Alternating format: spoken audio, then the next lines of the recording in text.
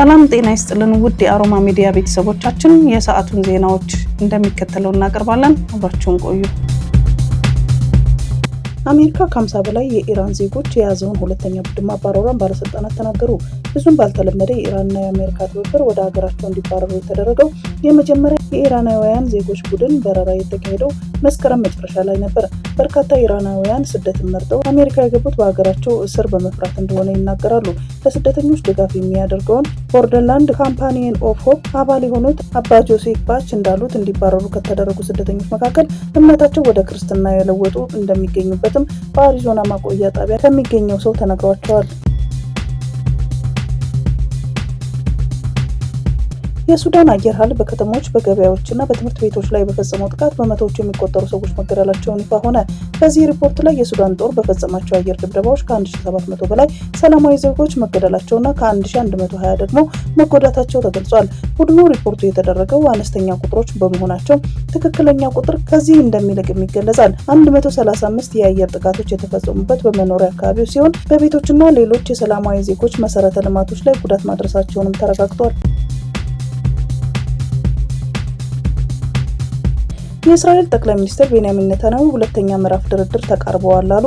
ዩናይትድ ስቴትስ እና ሌሎች አደራዳሪዎች ወደ ቀጣዩ የትራምፕ እቅድ መሄድ እንዲቻል በሁለቱ ተደራዳሪ አካላት ላይ ግፊት ሲያደርጉ ቆይተዋል። የአረብ መገናኛ ብዙሃን የቀይ መስቀል ቡድንና የሐማስ ታጣቂ ክንፍ አባላት በጋዛ ከተማ ዘይቱን አካባቢ የቀረበውን የእስራኤላውያን ታጋቾች አስክሬን ፍለጋ መቀጠላቸውን ዘግበዋል። ይህ እስራኤላዊ ፖሊስ የነበረው መሆኑን የተገለጸ ሲሆን ሙሉ ስሙ ሳጂን ራን ጊቭሊ እንደሚባልም ይፋ ተደርጓል።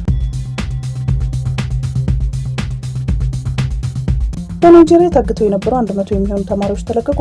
ከእገታ የተለቀቁት ተማሪዎች ከቤተሰቦቻቸው ጋር ወደሚገኙበት ከሀገሪቷ መዲና ከ300 ኪሎ ሜትር በላይ ርቀት ላይ ወደሚገኘው ትምህርት ቤት እንደሚወሰዱ ማወቅ ተችሏል። ድርጊቱ የተፈጸመው ግዛት ጎረቤት የሆነችው ናስራዋ ግዛት አስተዳዳሪ አብዱላሂ ሱሌይ ተማሪዎቹ እንዲለቀቁ የፌዴራል መንግስት ቁልፍ ሚና መጫወቱን ለሀገር ውስጥ መገናኛ ብዙሃን ተናግረዋል። ሆኖም ተማሪዎቹን ለማስለቀቅ ከጀርባ የተደረገውን ጥረት ለደህንነት ሲባል መግለጽ እንደማይቻልም አስተዳደሩን አክለዋል።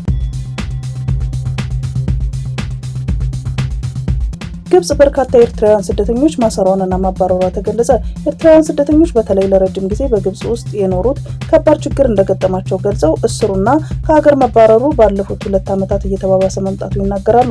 ለደህንነት ሲባል ስሙ የተቀየረውና ግብጽ ውስጥ ለረጅም ዓመታት የኖረው ሸምዳሃን የተባለው ኤርትራዊ እንደሚለው በተለይ ሱዳን ውስጥ የተፈጠረው ቀውስ ተከትሎ በርካታ ስደተኞች ወደ ግብጽ መግባታቸውን ሁኔታውን አስቸጋሪ አድርጎታል ብሏል። አብዛኛውን ደቡባዊ የአገሪቱ ክፍል የሚቆጣጠረው የአልቃይዳ ጋራ ትስስር ያለው አልሸባብ መዲና ሞቃዲሾን ጨምሮ በተለያዩ አካባቢዎች በሚፈጽመው ጥቃት በርካቶች ተገድለዋል። ታጣቂ ቡድኑ ከአሜሪካ ዋነኛ ስጋቶች መካከል አንዱ ነው። የግዛት ይዞቱ አንጻር ከአልቃይዳ ክንፎች በአጠቃላይ ስኬታማ ነው ልንል እንችላለን በማለት ተንታኙ ይገልጻሉ። የሶማሊያ መንግስት አልሸባብን ከአጥቂነት ራሱ ወደሚከላከል ታጣቂ ቡድንነት እንዳሸጋግረውም ይናገራሉ።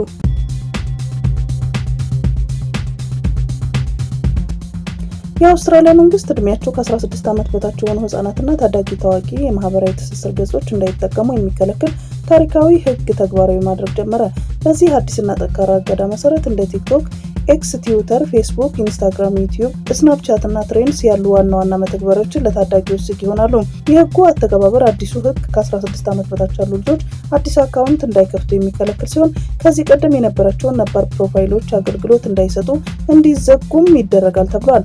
ይህ የአውስትራሊያ እርምጃ በዓለም ላይ በአይነቱ የመጀመሪያ ሲሆን ሌሎች የዓለም ሀገራትም የዚህን ህግ አፈጻጸምና ውጤት በቅርበት እየተከታተሉ መሆኑን የዜና ምንጮች ዘግበዋል። ቀጣዩ ምርጫ ዕለት ሰኞ ግንቦት 24 2018 እንዲሆን ጸደቀ። የኢትዮጵያ ብሔራዊ ምርጫ ቦርድ 7ኛው ሀገራዊ ምርጫ የድምጽ መስጫ ቀን ሰኞ ግንቦት 24 ቀን 2018 ዓ.ም ሆኖ መጽደቁን አስታወቀ። ቦርዱ ዛሬ ለመገናኛ ብዙሃን ይፋ ባደረገው የጸደቀው የምርጫ የጊዜ ሰሌዳ የምርጫው ውጤት በቦርዱ ደረጃ ይፋ የሚደረገው ሰኔ 4 ቀን እንደሆነም ገልጿል።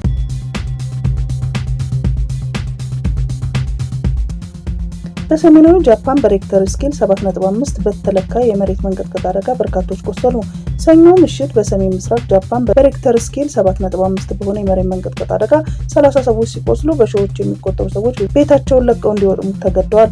የመሬት መንቀጥቀጡ የተከሰተው በ50 ኪሎ ሜትር ጥልቀት ከአሞሪ ክልል የባህር ዳርቻ 80 ኪሎ ሜትር ርቀት ላይ ነው ሲል የጃፓን የሜትሮሎጂ ኤጀንሲ አስታውቋል። በዚህም የሱናሚ ማስጠንቀቂያዎችንም ተሰጥቷል። አንዳንድ የባቡር አገልግሎቶች ተቋርጠዋል። በሺዎች የሚቆጠሩ ቤቶች የኤሌክትሪክ አገልግሎት አጥተዋል። ባለስልጣናት በተጨማሪ በመጪዎች ቀናት ጠንከር ያለ መንቀጥቀጥ ሊከሰት እንደሚችል አስጠንቅቀዋል። ህዝቡ ቢያንስ ለአንድ ሳምንት በንቃት እንዲጠብቅ ማሳሰቢያ መስጠቱን የሀገር ውስጥ ሚዲያዎች ዘግበዋል። የጃፓን ጠቅላይ ሚኒስትር ሳናይ ታካይቺ በመሬት መንቀጥቀጡ የተጎዱ ዜጎች ጋር ባደረጉት ቆይታ የዕለት ተዕለት የመሬት መንቀጥቀጥ ዝግጁነታቸውን እንዲያጠናክሩ መክረው የቤት እቃዎችን አቀማመጥ ጥንቃቄ እንዲያደርጉ አሳስበዋል። መሬት መንቀጥቀጥ ከተሰማዎት ወዲያውኑ ለቀው ለመውጣት ተዘጋጁ ሲሉም አክለዋል።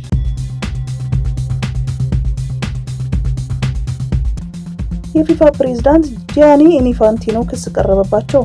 የዓለም አቀፍ እግር ኳስ ማህበር ፕሬዝዳንት ጂያኒ ኢንፋንቲኖ ክስ ቀርቦባቸዋል። የፊፋው ፕሬዝዳንት ክስ የቀረበባቸው የአሜሪካ ፕሬዝዳንት ዶናልድ ትራምፕ ባሸነፉት የፊፋ የሰላም ሽልማት ስለመሆኑ ዘ አትሌቲክስ ዘግቧል። ፕሬዝዳንቱ የሰላም ሽልማቱን ሲያዘጋጁ የተቋሙ ኮሚቴ እንዲሁም ምክትል ፕሬዝዳንቱ አለማማከራቸው የተገለጸ ሲሆን የፊፋን የፖለቲካ ገለልተኝነት በተደጋጋሚ መጣሳቸው ተመላክቷል።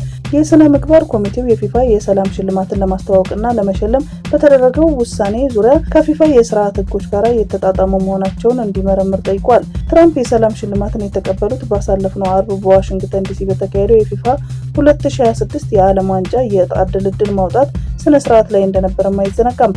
በወቅቱ ጂያኒ ኢንፋንቲኖ ለአሜሪካ ፕሬዝዳንት ዶናልድ ትራምፕ ዋንጫ፣ ሜዳሊያና የምስክር ወረቀት ማበርከታቸው ይታወሳል። የፊፋ የሰላም ሽልማቱን ያዘጋጀው ለመጀመሪያ ጊዜ መሆኑንም ይታወቃል።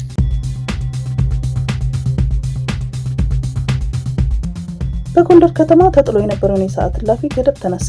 የጎንደር ከተማ አስተዳደር ፖሊስ መምሪያ በከተማዋ ተጥሎ የነበረውን የሰዓት እላፊ እንቅስቃሴ ገደብ ተነስቷል አለ። የመምሪያው አዛዥ ኮማንደር አንተነህ ቴዎድሮስ እንዳሉት የከተማዋ የጸጥታ ሁኔታ በመሻሻሉና አስተማማኝ ሰላም በመኖሩ ነዋሪዎች የመንቀሳቀስ ነጻነታቸውን በአግባቡ እንዲጠቀሙም ገደቡ ተነስቷል። ህብረተሰቡ ያለምንም የጸጥታ ስጋት 24 ሰዓት መንቀሳቀስ የሚችልበትን ሁኔታ ፈጥሯል ነው ያሉት። የማታ አገልግሎት የሚሰጡ ባለሶስት እግር ተሽከርካሪ ባጃጆችም ጨምሮ ተሽከርካሪዎች 24 ሰዓት መንቀሳቀስ እንደሚችሉም ተጠቅሷል። የሰዓት እላፊ ገደብ መነሳቱን በተመለከተ ለጸጥታ አካላት ግንዛቤ ተፈጥሯል ያሉት ፖሊስ አዛዡ በመጪው ጥር ወር በከተማዋ ድምቀት ለሚከበረው የጥምቀት በዓል የሚመጡ እንግዶችን ለመቀበል ከወዲሁ ዝግጅት እየተደረገ መሆኑን ተናግረዋል። የከተማውን ሰላምና ጸጥታ ለማወክ የሚደረግ እንቅስቃሴ ሲያጋጥም ህብረተሰቡ በማንኛውም ጊዜ ለጸጥታ አካሉ ጥቆማ እንዲሰጥ ጥሪ አቅርበዋል።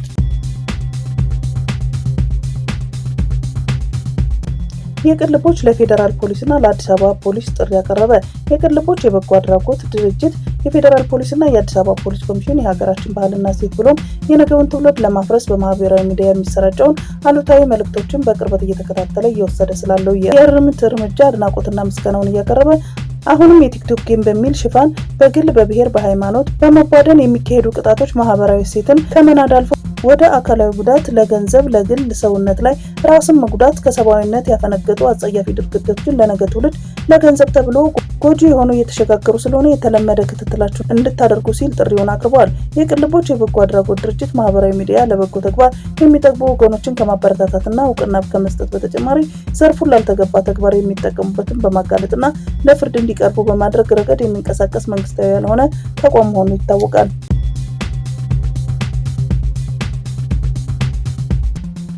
ከአሻም ሚዲያ ትሬኒንግ አክሲዮን ማህበር በወቅታዊ ጉዳይ ላይ የተሰጠ መግለጫ።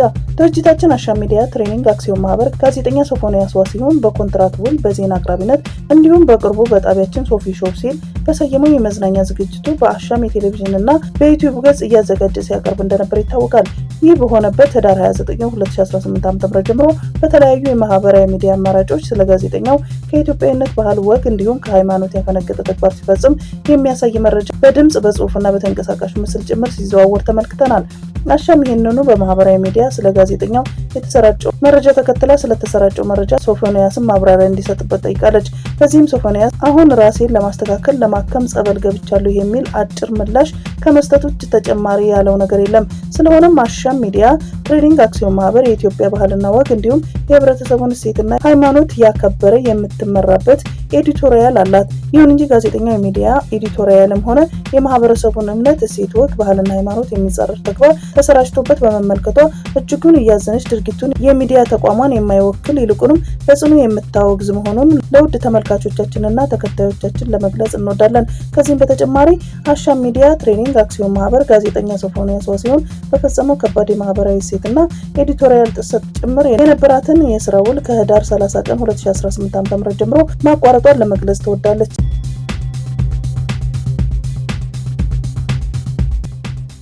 የኢትዮጵያ ወጣት የማህበራዊ ሚዲያ ተጽዕኖ ፈጣሪዎች ማህበር አባል በቁጥጥር ስር መዋልን አስመልክቶ መግለጫ ወጣ። የኢትዮጵያ ወጣት የማህበራዊ ሚዲያ ተጽዕኖ ፈጣሪ ማህበር አባል የሆነ ወጣት ዮሐንስ መኮንን መታሰር አስመልክቶ መግለጫ መውጣቱን አስታውቋል። ወጣት ዮሐንስ መኮንን በቅርቡ በተካሄደው የቲክቶክ አዋርድ ዝግጅት ላይ ከባህልና ልማድ ወጣ ያለ አለባበስን ለብሶ መገኘቱ ይታወሳል። ማህበሩ ወጣቱ በጉዳዩ ላይ ቀደም ብሎ ይቅርታ መጠየቁን ገልጿል። ማህበሩ ይህንን ይቅርታ መሰረት በማድረግ የኢትዮጵያ ወጣት የማህበራዊ ሚዲያ ተጽዕኖ ፈጣሪዎች ማህበር ለሆነው ለአቶ ዮሐንስ መኮንን ምህረት እንዲደረግለት ጥሪ አቅርቧል። ማህበሩ ይህንን ጉዳይ ለመፍታትና አባሉን ከእስር ለማስፈታት ያለሰለሰ ጥረት እያደረገ መሆኑን አስታውቋል። ህወሓት መልሶ በሚመዘገብበት ጉዳይ ላይ የጀመርነው ንግግር የለም ሲል ምርጫ ቦርድ ገለጸ። የብሔራዊ ምርጫ ቦርድ ሊቀመንበር መላትወርቅ ኃይሉ ተቋማቸው የተሰረዘው የህወሓት እውቅና በማንሳት መልሶ ለመመዝገብ በሚቻልበት ሁኔታ ንግግር እየተደረገ አለመሆኑን አስታውቀዋል። ሊቀመንበሯ በሰጡት መግለጫ የህወሓትን እውቅና የመመለስ ስልጣን የቦርዱ አለመሆኑንም ገልጸዋል። የህወሓት ጉዳይ ከፕሪቶሪያል ግጭት ማቆም ስምምነት ጋር የተገናኘ መሆኑን የጠቀሱት ወይዘሮ መላትወርቅ ጨምረው እንደዚህ አይነት ፖለቲካዊ ጉዳዮች አግባብ ባለው መንገድ እንጂ በምርጫ ቦርድ በኩል የሚፈቱ አይደሉም ብለዋል። ህወሓት በተሻሻለው የፖለቲካ ፓርቲዎች አዋጅ መሰረት እንደገና መመዝገብ የነበረበት ቢሆንም ባለመመዝገቡ በምርጫ ቦርድ ከፖለቲካ ፓርቲነት መሰረዙ ይታወሳል። ይሁንና የህወሓት ቃል አቀባይ ባለፈው ሳምንት በሰጡት ቃለ ምልልስ የፌዴራል መንግስቱ ምርጫ ቦርድን እንደ መሳሪያነት በመጠቀም በትግራይ ክልል ውስጥ አዲስ ፖለቲካዊ አሰላለፍ የመመስረት ስትራቴጂውን እያራመደ መሆኑንም ገልጸዋል።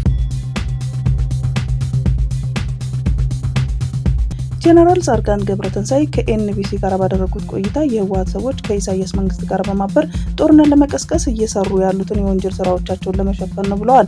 በቀድሞ ጦርነት የተፈጸመው የወንጀል ስራዎችና ወደ ጦርነት የተገባበት ውሳኔ ራሱ ተጠያቂነት መኖር አለበትም ብለዋል። በጦርነት እጅግ በጣም ብዙ የጠፉ፣ የተሰረቁ፣ የተዘረፉ ንብረቶች፣ ወርቅ፣ መሬት፣ ገንዘብ አሉ። በዚህ የወንጀል ተግባር ውስጥ በግልጽ የሚታወቁ ታላላቅ አመራሮች አሉበት። እነዚህ አካላት የወንጀል ስራዎቻቸውን ከፖለቲካ ስልጣን ፍላጎታቸው አንድ ላይ የሚቀላቀሉት ይህን ለመከላከል ወይም ከሰሯቸው ወንጀል ስራዎች ነፃ ለመሆን የሚያስችላቸው አንዱ መንገድ ጦርነት መፍጠር እንደሆነም ያምናሉ። ለዚህም ከኢሳያስ መንግስት ጋር ለመተባበር ጸምዶ ብለው እየሰሩበት ነው። የትግራይ ጄኖሳይድ ኮሚሽን ባጠናው ጥናት በትግራይ ጦርነት ወቅት 75% የግፍና ወንጀል ስራዎችን የሰራው የኤርትራ ሰራዊት እንደሆነ መመላከቱን ተናግረዋል።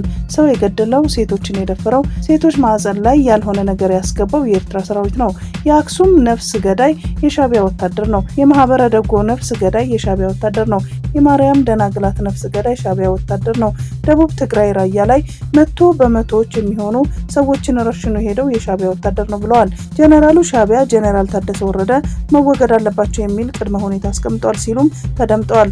በዚሁም ቅድመ ሁኔታ መሰረት ጀነራል ታደሰ ወረደን ማስወገድ ለህወሓት የተሰጠ የቤት ስራ ነው ብለዋል። የሳውዲ አረቢያ መንግስት በሀገሪቱ ለሚኖሩ ሙስሊም ያልሆኑ የውጭ ሀገር ዜጎች መጠጥ የመግዛት እድል ለመጀመሪያ ጊዜ መስጠቱን ብሉምበርግ ባወጣው ዘገባ አስታውቋል። ይህን አገልግሎት የተወሰኑ ቅድመ ሁኔታዎች ያሟሉ ከፍተኛ ገቢ ያላቸው የውጭ ዜጎች ላይ ብቻ ያተኮረ ነው። የመጠጥ ግዢ የተፈቀደው በወር ከ50,000 ሪያል በላይ ገቢ ላላቸው የውጭ ነዋሪዎች ብቻ ነው። ይህ እርምጃ የተወሰደው የሳውዲ መንግስት ከፍተኛ ችሎታ ያላቸውን ሰራተኞች ለመሳብ፣ ቱሪዝምን ለማሳደግና የ2034 የዓለም ዋንጫ ዝግጅት ለማድረግ በሚደረገው ጥረት አካል ነው። ብሉምበርግ እንደዘገበው ገዢዎች በሪያድ ውስጥ ባለው ብቸኛ የመጠጥ መሸጫ ሱቅ ውስጥ ለመግባት የደሞዝ ማስረጃ ማቅረብ ይጠበቅባቸዋል። ይህ አዲስ ፖሊሲ ቀደም ሲል ለመጠጥ ግዢ ፈቃድ ለነበራቸው ዲፕሎማቶች ብቻ የተገደበ መብት አስፍቶታል። ዘገባው አክሎ ይህ ውሳኔ በሳውዲ ውስጥ ባሉ ወግ አጥባቂ ማህበረሰቦች ዘንድ የሚጠብቀን ተቃውሞ ለማስቀረት ሲባል በሀገር ውስጥ መገናኛ ብዙሃን በይፋ አልተነገረም። የጄኔራል ደጋሎ ተዋጊዎች በአሶሳ ጦር ሰፈር መስርተዋል ሲል አልጀዚራ ዘገበ። አልጀዚራ ቴሌቪዥን በአረበኛ ቋንቋ ባሰራጨው መረጃ የሱዳን ተፋላሚ ሆነውና በሌተናል ጄኔራል መሐመድ ሐምዳን ደጋሎ የሚመራው ፈጥኖ ደራሽ ኃይል በኢትዮጵያ ውስጥ የጦር ሰፈር መመስረቱ ገለጸ። ዘገባው በምንጭነት የጠቀሰው የጄኔራል አልቡርሃን መንግስት አዲስ ስማቸው እንዲጠቀስ ያልፈልጉ ባለስልጣናትን ነው። እኒህ ባለስልጣናት እንዳሉት ፈጥኖ ደራሽ ኃይሉ በኢትዮጵያ ውስጥ በቤኒሻንጉል ጉሙዝ ክልል አሶሳ አቅራቢያ የማሰልጠኛ ማዕከል ገንብቷል። እንዲሁም ወታደራዊ ተሽከርካሪዎች፣ የተለያዩ ጥይቶችንና የጸረ ድሮን መሳሪያዎችን በአሶሳ በኩል ለፈጥኖ ደራሽ ኃይሉ እየገቡ መሆናቸውን የገለጹት እኚህ ባለስልጣኑ ጨምረው የኢትዮጵያ መከላከያ ኃይል ከፈጥኖ ደራሽ ኃይሉና ከኤስፒኤልኤ ወታደራዊ ክንፍ ጋር የመረጃ ልውውጥ ጥምረት ፈጥረዋል በማለትም አስረድተዋል። ባለስልጣኑ ንግግራቸውን በመቀጠል በአሶሳ አካባቢ ለፈጥኖ ደራሽ ኃይሉ የተሰጠው ማሰልጠኛ 2 መሆኑንም ከነዚህም እስከ 10 ሺህ ወታደሮችን የማስተናገድ አቅም ያላቸው መሆናቸውን አስረድተዋል። ጉዳዩን በበላይነት እየተከታተሉ ያሉት ጄኔራል ጌታቸው ጉዲና መሆናቸውን ለአልጀዚራ ገልጸዋል። ለዚህ ታጣቂ ኃይል የሚያስፈልጉት ወታደራዊ ቁሳቁሶች በሶማሌላንድ በርበራ ወደብና በኬንያ ሞምባሳ በኩል አድርገው ወደ ኢትዮጵያ እንደሚሻገሩለትም ጨምረው አስታውቀዋል። ከዚህም በመነሳት የሌተናል ጄኔራል አልቡርሃን ጦር ኃይል በምስራቃዊ የሀገሪቱ ክፍል አዲስ የጦር ግንባር ለመክፈት በዝግጅት ላይ መሆኑን የገለጹት እኚሁ ባለስልጣን በሌላ በኩል በኤርትራ ውስጥ አዲስ ወታደራዊ ካምፕ ለማቋቋም እንደታቀደም አስታውቀዋል። ይህ በእንዲህ እንዳለ የፕሬዝዳንት ኢሳያስ አፈወርቂ ለ4 ቀናት የስራ ጉብኝት ወደ ሳውዲ አረቢያ መሄዳቸው ተሰምቷል። ሳውዲ አረቢያ በሱዳን ጦር የሌተናል ጄኔራል አብዱል ፈታህ አልቡርሃን ደጋፊ መሆኗን በስፋት የሚገልጽ ሲሆን ተቀናቃኙ ፈጥኖ ደራሽ ኃይሉን በማገዝ ስሟ የሚጠራ ደግሞ የዩናይትድ አረብ ኤሚሬትስ ናት። ልማት ባንክ የተሰራጨው መረጃ ውሸት ነው አለ። በዚህ ሰሞን የባንኩ ሰነዶች እያስመሰሉና የነበሩና ያሉ ተቋማዊ አውዶች መነሻ እያደረጉ ሐሰተኛ መረጃዎች ሲለቀቁና የሐሰተኛ ዜና በተቋማችን ስም ሲሰራጩ ታስተውሏል። በመሆኑም ከዚህ ቀደም የነበሩ የባንኩ ስራ ኃላፊዎችና የሌሎች ተቋማት ተጽዕኖ ለማሳደር የሚለቀቁ መረጃዎች ሐሰተኛ በመሆናቸው የተቋሙ ስም በሐሰት መረጃ በመጠቀም የሚያጎድፉ ወይም በተቋማችን ስም በግለሰቦችና ተቋማት ስራዎች ላይ ተጽዕኖ ለማሳደር የሚጥሩ አካላትን ከድርጊታቸው እንዲቆጠቡ የማህበራዊ ሚዲያ አገልግሎት ሰጪዎችም እንዲህ አይነት ኃላፊነት የጎደለው ተግባር እንዲታቀቡ ለማሳሰብ እንወዳለን ሲሉ ባንኩ ማሳሰቢያ ሰጥቷል።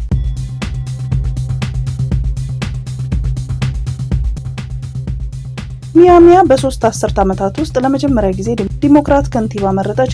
ዲሞክራቷ ኢሊኒ ሂጊንስ ለሚያሚ ከንቲባ ሆና ስትመረጥ ከ3 አስርት ዓመታት በኋላ የዲሞክራት ፓርቲ የመጀመሪያ አባል ሆናለች። የትራምፕ ጠንካራ ድጋፍ ባለባት ፍሎሪዳ እንዲሁም የሂስፓኒክ ነዋሪዎች በሚበዙበት ከተማ ፕሬዝዳንት ዶናልድ ትራምፕ የሚደግፉት ሪፐብሊካን አሸንፋለች። ሲኤንኤን እና አሶሺየትድ ፕሬስ ምርጫውን ከተጠናቀቀ ከ1 ሰዓት ባነሰ ጊዜ ውስጥ ሂጊንስ ማሸነፏን ዘግቧል። የቀድሞዋ ሚያሚ-ዴድ ካውንቲ ኮሚሽን ሪፐብሊካን ተቀናቃኛቸውን ኤሚሊዮ ጎንዛሌዝን በ18 በመቶ ብልጫ አዲሷ ከንቲባ አግኝታለች።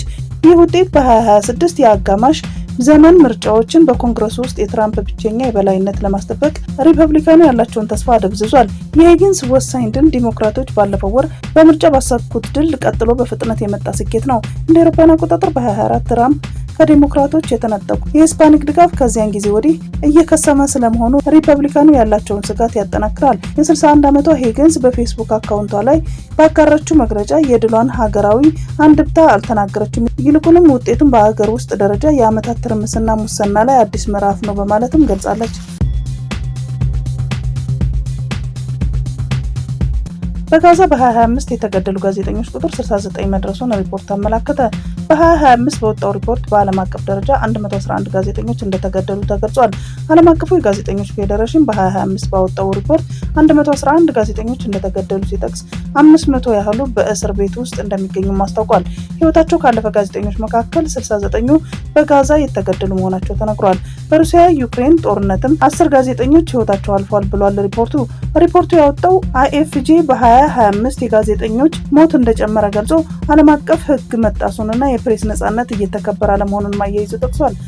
በአህጉሩ አፍሪካ በተለይም በሱዳን ባለው የእርስ በርስ ጦርነት የተነሳ ጋዜጠኞች ጥቃት እንደሚደርስባቸውም ዘገባው አመላክቷል።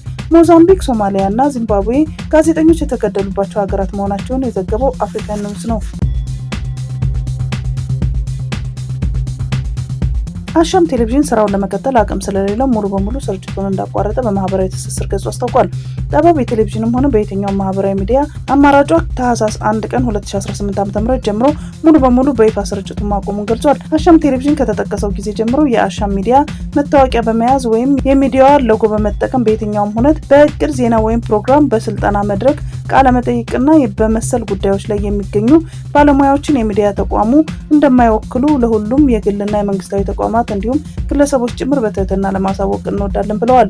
አሻም ሚዲያ ትሬዲንግ አክሲዮን ማህበር ባለፉት 8 ዓመታት ጀምሮ በማህበራዊ፣ ኢኮኖሚያዊ፣ ፖለቲካዊ ጉዳዮች ዙሪያ በዜናና ወቅታዊ እንዲሁም በመዝናኛ ዝግጅቶች መረጃዎችን በቴሌቪዥንና በተለያዩ የማህበራዊ ሚዲያዎች አማራጮች ሲያሰራጭ ቆይቷል።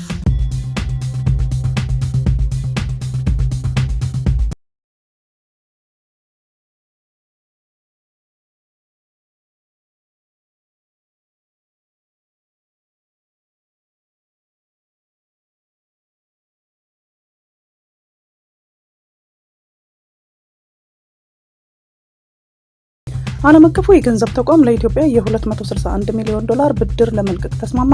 የገንዘብ ተቋሙና የኢትዮጵያ አመራሮች የአራቱን ዓመት የ3.4 ቢሊዮን ዶላር የተራዘመ የብድር ማዕቀፍ በተመለከተ አራተኛውን ግምገማ አድርገው ስምምነት ላይ ደርሰዋል። በአመራሮቹ ደረጃ የተደረሰው ስምምነት ተከትሎም ኢትዮጵያ ከተቋሙ የ261 ሚሊዮን ዶላር ብድር ይለቀቅላታል ተብሎ ይጠበቃል። በሐምሌ ወር 2016 ስምምነቱ ከተጀመረ በኋላ ጥሩ የማይክሮ ኢኮኖሚክስ ውጤቶች እየታዩ ነው ያለው ተቋሙ ከፈረንጆቹ 2024 አጋማሽ ጀምሮ በወርቅ፣ ኤሌክትሪክ፣ ግብርና ምርቶች የታገዘ ፈጣን እድገት እየተመዘገበ ነው ተብሏል። አይኤምኤፍ የዋጋ ንረት ቀንሷል፣ የመንግስት ገቢ ጨምሯል፣ እንዲሁም ለውጭ የሚቀርበው ምርትም አድጓል ብሏል። ጠንካራ የገንዘብ ፖሊሲ የዋጋ መረጋጋትን ለማምጣት ቁልፍ ነው ያለው የገንዘብ ተቋሙ የውጭ ምንዛሬ ገበያው ላይ ውድድርና አገልግሎትን ለማሻሻል ቀሪ ስራዎች ያስፈልጋሉም ብለዋል።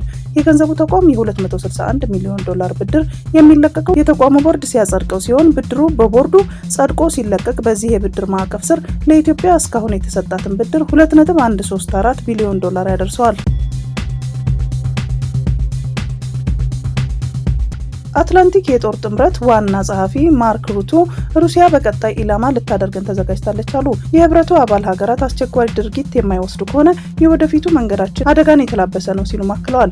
ሩቶ በጀርመን በርሊን ባሰሙት ንግግር አሁን ኃይላቸውን የማጠናከር ጊዜ እንጂ የደስታ ጊዜ የምናሳልፍበት ሲሉ ተደምጠዋል። ዛሬ ከፊታችሁ የቆምኩት ኔቶ የተረጋገጠበትን አደጋና ጦርነት ከመጀመሩ በፊት እንዴት ማስቆም እንዳለብን ለማሳወቅ ነው ያሉት ዋና ጸሐፊው ከባድ ጥቃት ከሩሲያ ተደግሶልናል ብለዋል። አንዳንዶቹ አስቸኳይነቱን የተረዱ አልመሰለኝም፣ ሌሎች ደግሞ ጊዜ ከኛ ጋር እንደሆነ ያስባሉ፣ ግን አይደለም፣ የድርጊት ጊዜ አሁን ነው ሲሉ አስጠንቅቀዋል። ኔቶ ሩሲያ ጦርነት ከጀመረች አንስቶ ከዩክሬን ጎን በመሰለፍ አጋርነቱን በማሳየት ሩሲያ ቁጣዋን ስትገልጽ መቆየቷ ይታወሳል። የቡልጋሪያው ጠቅላይ ሚኒስትር መንግስታቸውን ስልጣን መልቀቁን አስታወቁ። የቡልጋሪያ መንግስት ስልጣን ከያዘ አንድ ዓመት እንኳ ሳይሞላ በዛሬው ዕለት በፈቃዱ መልቀቁን ይፋ አድርጓል። የጠቅላይ ሚኒስትር ሮሰን ዤሌያኮቭ መንግስት ላይ መጠነ ሰፊ ተቃውሞ የተነሳው የሚቀጥለውን ዓመት በጀት በተመለከተ ባቀረበው ረቂቅ እቅድ ላይ ነበር። ጠቅላይ ሚኒስትሩ ያጋጠማቸውን ተቃውሞ መሰረት በማድረግ ባለፈው ሳምንት እቅዱን ሙሉ በሙሉ ውድቅ ማድረጋቸውን ቢያስታውቅም ህዝባዊ ቁጣው ግን ሊበርድ አልቻለም። መንግስታቸው ሙስናን ለመከላከል ምንም አይነት ጥረት እንደማያደርጉም የገለጹት ተቃዋሚዎቹ በትናንትናው ዕለት በአደባባይ ላይ መጠነ ሰፊ ተቃውሞ ሲያሰሙ ውለዋል። ሰልፈኞቹ ከ10 ሺህ በላይ እንደሚሆኑም የጠቀሱ ዘገባው ጥያቄያቸውም ጠቅላይ ሚኒስትሩ ስልጣን ይልቀቁ የሚል እንደነበረም አስታውቀዋል። ጠቅላይ ሚኒስትር ዤሌያኮቭ ዛሬ ጋዜጠኞችን ጠርተው የኔን ስልጣን መልቀቅ እየጠየቀ ያለው በሁሉም እድሜ፣ ዝርያና ሃይማኖት ውስጥ ያለ ህዝብ ነው። ይህንን ህዝባዊ ጥያቄ በአግባቡ መመለስና መደገፍ ስልጣኔ ይመስለኛል ካሉ በኋላ ስልጣን መልቀቃቸውን በይፋ አውጀዋል። ሰሊጥ የጫነው መኪና መቃጠሉ ተሰማ። የሹፌሮች አንደበት እንደተገለጸው ይህ ድርጊት የተፈጸመው ታህሳስ 1 ቀን 2018 ዓ.ም ነው። ከጎንደር አዲስ ዘመን ባለው መንገድ ላይ በሰባሃና አርኖ መካከል ይህ ቃጠሎ መፈጸሙን ያስታወቀው ዘገባው የጭነት መኪናው ከያዘው ሰሊጥ ጋር ሙሉ በሙሉ መንደዱን አስረድቷል። እንደ ዘገባው ይህ የተቃጠለው መኪና በደባርቅ የሚገኝ አንድ ግለሰብ ሲሆን ሰሊጡም የግል ነው። የተቃጠለው መኪና ዋጋ ወደ 15 ሚሊዮን ብር የሚገመትና የጫነው ሰሊጥ ደግሞ 8 ሚሊዮን ብር እንደሚሆን ገልጾ በዚህ ቃጠሎ ቢያንስ 23 ሚሊዮን ብር የሚደርስ ውድመት በግለሰቦች ሀብት ላይ እንደደረሰ አስረድቷል። ይህ መንገድ ማለትም ከአዲስ ዘመን እስከ ጎንደር ያለው ዘራፊ የሞላበት፣ ሹፌር የሚታፈንበትና የሚታገትበት እንዲሁም ጭነት ተራክፎ የሚዘርፍበት ነው ሲሉም ዘገባው አስታውቋል። የዩናይትድ ኪንግደም ጠቅላይ ሚኒስትር ኬር ስታርመር በመንግስታዊ ስልኮች ላይ ቲክቶክ ቢታገድም የቲክቶክ አካውንት ከፍተዋል። በ2023 የወቅቱ የሀገራዊ ጠቅላይ ሚኒስትር የነበሩት ሪሺ ሱናክ ከደህንነት ጋር በተያያዘ ቲክቶክ መንግስታዊ ስልኮች ላይ እንዳይሰራ አግደው ነበር። ቲክቶክ አሁንም በመንግስት ስልኮች ላይ ታግዶ ይቀጥላል ሲባል የጠቅላይ ሚኒስትሩ አካውንት እንዲሰራ የደህንነት መከላከያዎች ተግባራዊ ያደርጋሉ ተብሏል። የጠቅላይ ሚኒስትሩ ቃል አቀባይ የቲክቶክ አካውንት መከፈት ሰፊ ህዝብ ለመድረስ ያስችለዋል ብለዋል። ቲክቶክ በተደጋጋሚ በተለያዩ ምክንያቶች የደህንነት ጥያቄ የሚነሳበትን ሲሆን በዚሁ ጋር በተያያዘ በአሜሪካ ታግዶ እንደነበርና አሁንም ብዙ ክርክሮች በደህንነቱ ዙሪያ እንደሚነሱ ይታወቃል። በጃፓን ቶኪዮ ከተማ ዓለም አቀፍ ሁለንተናዊ የጤና እንክብካቤ ሽፋን ከፍተኛ መድረክ ላይ ኢትዮጵያ ሁለንተናዊ የጤና ሽፋንን ለማረጋገጥ በዓለም አቀፍ ደረጃ በ2030 የተቀመጡ ግቦችን ለማሳካት የሚያግዝ ልምድ ልውውጥ መድረክ የመጀመሪያ ተሳታፊ ሀገር በመሆን ከሌሎች 7 ሀገራት ጋር ተመርጣለች። በዚህ መድረክ ላይ ኢትዮጵያ የማይበገር የጤና ስርዓት ለመዘርጋት የሀገር ውስጥ ምርታማነትን ማስፋትና ዲጂታላይዜሽን ማሳደግና ዘላቂ የጤና ፋይናንስ ስርዓቶችን መዘርጋትን ቅድሚያ በመስጠት እየሰራን እንደሆነና የጤናና ፋይናንስ እንዲሁም ሌሎች ሴክተሮች ትብብር የጤና ሽፋንና ጥራት ለማሳደግ እንዲሁም የዓለም አቀፍ ሁለንተናዊ የጤና ሽፋኖች ግቦችን ወደ ተግባር ለመቀየር ከፍተኛ ሚና እንደሚኖረውም ገልጸዋል። የኢትዮጵያ ፌዴራል ፖሊስ አዶናይ ብርሃነ ኃይለ ሚካኤል የተባለ ተጠርጣሪን በቁጥጥር ስር አውሎ ምርመራ እያጣራ መሆኑን ገለጸ። የኢትዮጵያ ፌዴራል ፖሊስ አዶናይ ብርሃነ ኃይለ ሚካኤል የተባለው ተጠርጣሪ በቁጥጥር ስር አውሎ ምርመራ እያጣራ መሆኑን ገልጿል። አዶናይ ብርሃነ ኃይለ ሚካኤል በቁጥጥር ስር ሊውል የቻለው ከኢትዮጵያ ሕዝብ ባህልና መልካም ስነ ምግባር በተቃራኒ በሕዝብ ዘንድ ተቀባይነት የሌለው አስነዋሪ አለባበስ ለብሰው በአደባባይና በቴሌቪዥን ቀጥታ ስርጭት የታዩ 5 ተጠርጣሪዎች በቁጥጥር ስር በዋሉበት የወንጀል ጉዳይ ጋር በተያያዘ መሆኑን የኢትዮጵያ ፌዴራል ፖሊስ አስታውቋል። እውቅናና ገንዘብ ለማግኘት ብቻ በማሰብ ሚዲያዎችን ኃላፊነት በጎደለው አኳኋን እየተጠቀሙበት በተለይ ወጣቱ ትውልድ በመልካም ስነ ምግባር ተቀርጾ ሀገርን የሚጠቅሙ ተግባራትን እንዳያከናውኑና በተቃራኒ በትውልድ ላይ ርካሽ ባህልን ለመጫን የሚደረገው ተግባር ለመከላከል የኢትዮጵያ ፌዴራል ፖሊስ የጀመረውን ምርመራ አጠናክሮ እንደሚቀጥል አስታውቋል። በኦሮሚያ ክልል ቦረና ዞን ምስራቅ ምዕራብ አካባቢ በሚገኝ 10 ወረዳዎች ከፍተኛ የድርቅ ስጋት ስላለባቸው ጥንቃቄ ሊደረግ ይገባል ሲሉ የክልሉ የአደጋ ስጋትና ምላሽ ቢሮ አሳስቧል። የቢሮው የቅድመ ማስጠንቀቂያ ኃላፊ አቶ ጥበቡ ኩምሳ ከኢትዮጵያ ሜትሮሎጂ ኢንስቲትዩት ኤጀንሲ በተገኘ የቅድመ ማስጠንቀቂያ ትንበያ መሰረት ድርቁ የሚያስከትለው አደጋ ለመቀነስ የዝግጅት ስራ እየተሰራ ነው ሲሉም ተናግረዋል። ከዚህ በፊት በ2014 እና በ2015 ዓ.ም በተከሰተው ከፍተኛ ድርቅ 3.4 ሚሊዮን እንስሳት ህይወታቸው ማለፉን ያስታወሱት አቶ ጥበቡ በተለይም ከዚህ በፊት የነበረውን የውሃና የእንስሳት መኖ እጥረት እንዳይከሰት ከተለያዩ ባለድርሻ አካላት ጋር በመሆን የቅድመ ማስጠንቀቂያ ስራዎች ላይ እየተሰሩ መሆኑን አብራርተዋል። በተጨማሪም ከዞንና ከወረዳ አስተዳደሮች ጋር በመተባበር የውሃ ፓምፖችና የጉድጓድ ውሃ የማዘጋጀት ስራ እየተሰራ መሆኑን ኃላፊው ጠቁመዋል።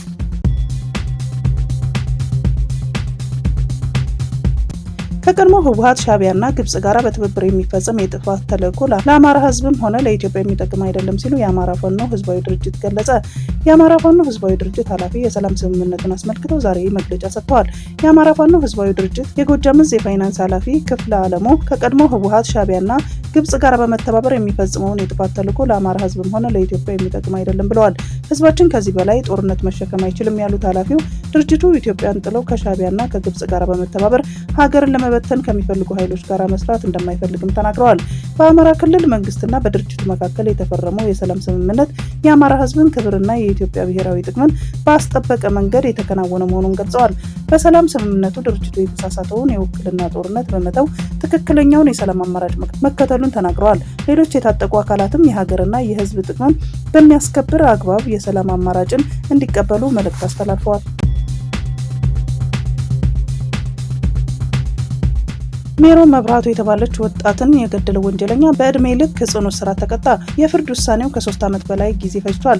የ23 ዓመቷ ሜሮን መብራቱ የካቲት 18 ቀን 2015 ዓ.ም በመቀሌ የአውቶቡስ መናኸሪያ አካባቢ በባጃጅ ተገድላ ተጥላ የተገኘችው በግድያው ተጠርጥሮ ክስ የተመሰረተበት በላይ ጸጋ የተባለ ግለሰብ ነው። ጉዳዩን የያዘው የመቀሌ ማዕከላዊ ፍርድ ቤት በወጣት ሜሮን መብራቱ ግድያ የተከሰሰውን ግለሰብ ወንጀለኛነቱን አረጋግጦ ሐሙስ ታህሳስ 2 ቀን 2018 ዓ.ም የፍርድ ውሳኔ ሰጥቷል። ወንጀለኛው ግለሰብ ግድያውን ጨለማውን ተገን በማድረግ መፈጸሙን የተገለጸ ሲሆን ይህን የጭካኔ ድርጊት አልበቃ ብሎ የፈጸመው እኩይ ተግባሩን ለመደበቅ ጥረት ማድረጉን የፍርድ ቅጣቱን ከባድ አድርጎታል። ፍርድ ቤቱ ግለሰቡን በእድሜ ልክ ጽኑ እስራት እንዲቀጣ ወስኗል።